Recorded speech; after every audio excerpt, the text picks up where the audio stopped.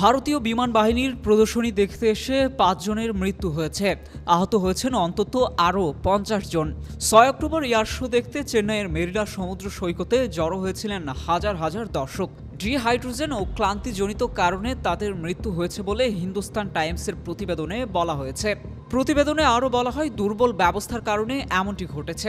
অনুষ্ঠানে উপস্থিত হওয়া দর্শকরা জানিয়েছেন, প্রচণ্ড ভিড় সামলানোর মতো যথাযথ ব্যবস্থা না থাকা এবং পর্যাপ্ত গণপরিবহনের সংকট ছিল অনুষ্ঠানস্থলে।